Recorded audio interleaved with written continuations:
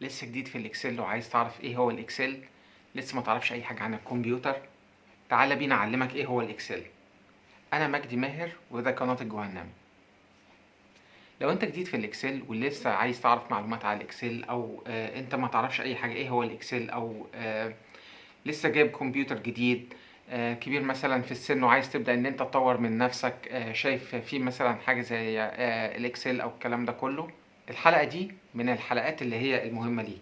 الحلقه دي انا هعلمك فيها ان انت تبدا من الصفر في الاكسل، وهعلمك فيها بعض المهارات اللي موجوده في الاكسل من الصفر. لو انت حتى ما عندكش اي فكره عن ايه هو الاكسل، برامج السطح اللي هي الخاصه بمايكروسوفت اوفيس، الحلقه دي مخصصه ليك. هعلمك بعض المهارات الخاصه بالنسخ واللصق او القص واللصق، وايه الفرق بين ان انت تعمل كوبي تمام وتيجي لما تعمل بيست تقدر ان انت تعملها بشكل احترافي اكتر من الصفر طبعا. وزي ما في ناس كتير ممكن تكون ما عندهاش اي فكرة عن الكمبيوتر، الحلقة دي مخصصة ليهم. ولو انت شايف مستواك متقدم في الاكسل وانت عايز تزود من مهاراتك، اتفرج على الفيديوهات القديمة، هتلاقيها فيديوهات فيها اللي انت محتاج ان انت تعرفه. يلا بينا ندخل بالانترو.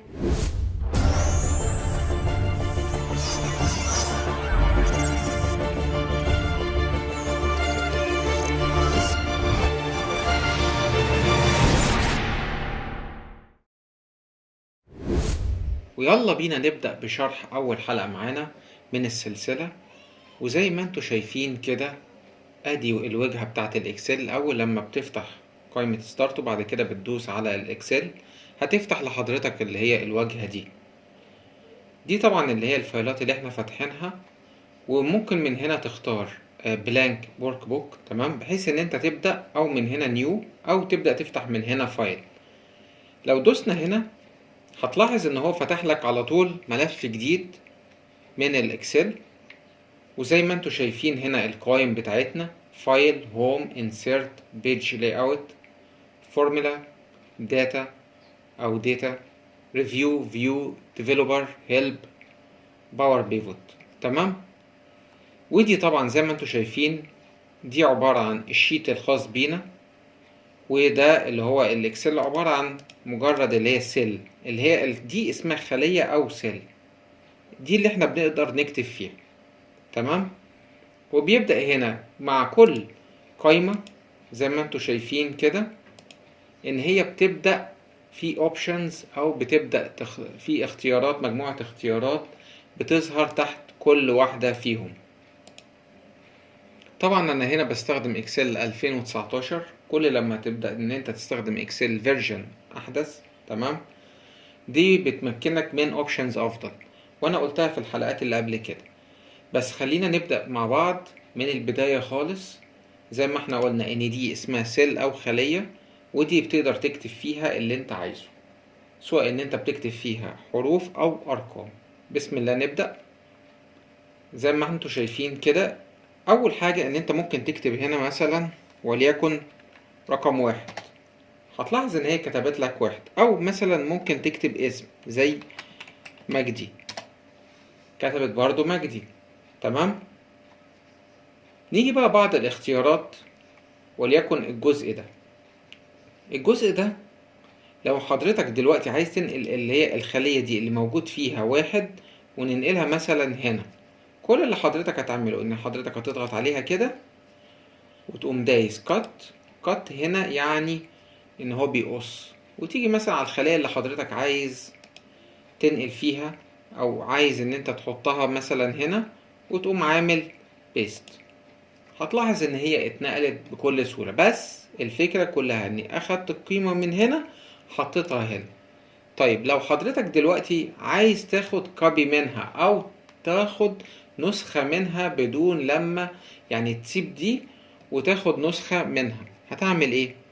حضرتك هتعمل كوبي، تمام، وبعد كده تيجي في اي مكان انت عايزه وتقوم دايس بيست. هتلاحظ ان هو نسخالك وسابلك النسخة اللي هي الأصلية هنا. طيب ندخل لمرحلة متطورة من الجزئية دي، ونقوم مثلا عاملين هنا ايه، اللي نلونها باللون الأصفر، وهنا الكتابة مثلا وليكن نلونها باللون الأسود، مفيش مشكلة، الاوتوماتيك بتاعه او باللون مثلا اللون ده. هي اي نعم مش واضحة، خلينا في لون يكون واضح شوية وليكن ده. لو حضرتك ضغطت كده كوبي من هنا او كنترول سي الاختصار بتاعتها، وجيت هنا وقمت عامل بيست زي ما حضرتك شايف كده، هتلاحظ ان هي ايه، اتنقلت بكل حاجة فيها.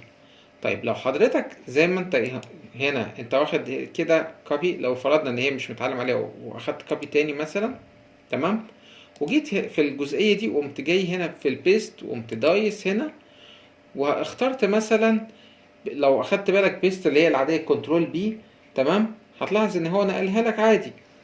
طيب لو حضرتك عايز تاخد الفورميلا او المعادلة، هتلاحظ ان هو نقل لك الجزئية الخاصة، مثلا لو دي معادلة هينقل لك المعادلة.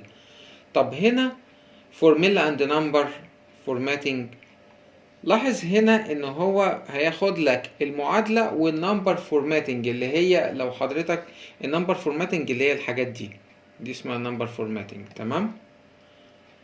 طيب keep source formatting اللي هي هياخدها بالسورس فورماتنج نفسه معايا. يعني ايه؟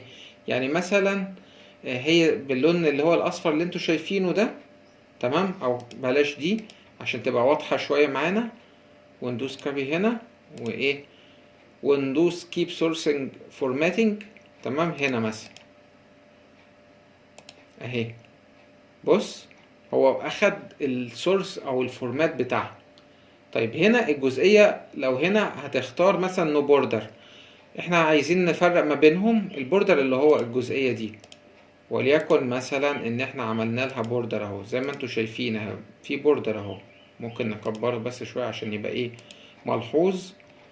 وليكن مثلا نختار اللاين ستايل ونعلم على مثلا واحد تقيل، ونقوم دايسين هنا ونعمل كوبي، ونيجي هنا مثلا زي ما انت شايف كده، بص نو بوردر، هي دي بالبوردر اول واحدة اللي هي الجزئية دي بالبوردر، هنا هي لو هينسخها بدون البوردر، تمام، او المحاذاة اللي هي الجزئية دي، تمام. ندخل بقى بعد كده keep source column width اللي هي الكولم ويتس اللي هو الجزء ده، ادي ده اسمه كولم، تمام، وده اسمه رو. حلو. فهنا الجزئية دي اللي هي ان بيقول لك ان هي ايه keep source column width، ان هي تنسخها بنفس البعد او نفس المسافة اللي هي الخاصة دي، تمام. بعد كده ترانسبوز دي اللي هي تشقلبها، يعني لو هي vertical تبقى horizontal، او افقي تبقى مثلا رأسي كده يعني. بعد كده بيست فاليو، ان انت هنا الفاليو هتاخد القيمة اللي موجودة في الخلية بدون اي فورمات بدون اي حاجة هتاخدها. يعني مثلا لو فرضنا ان انت هنا كاتب خلية مثلا بيساوي 2+3، هتلاحظ ان هي 5. لو انت عملت كوبي كده وقمت جاي هنا وقمت جاي هنا وقمت عامل البيست مثلا الفاليو، تمام، لاحظ هنا ان هي مكتوبة هنا 5، لكن هنا معمولة اللي هي المعادلة البسيطة بتاعتنا. لاحظ هنا اهي، بص 5، لكن هنا ايه 2 و3، تمام. يعني دي كانت حاجة بسيطة من الجزئية دي، ونكتفي بهذا القدر. وزي ما شفنا ازاي نعمل كوبي وبيست في الاكسل. اتمنى ان انت لو عجبتك الحلقة دي ياريتك تتابعني في السلسلة اللي هي الموجودة، هتتعلم اكتر، وفي نفس الوقت هي بتديك معلومات اكتر عن الاكسل، وانا بادئها من الصفر، بحيث ان لو في اي حد ما عندوش اي خلفية عن الكمبيوتر او عن ايه هو الاكسل او البرامج اللي هي السطح، الحلقات دي مخصصة ليه، او السلسلة دي مخصصة ليه. اشكركم.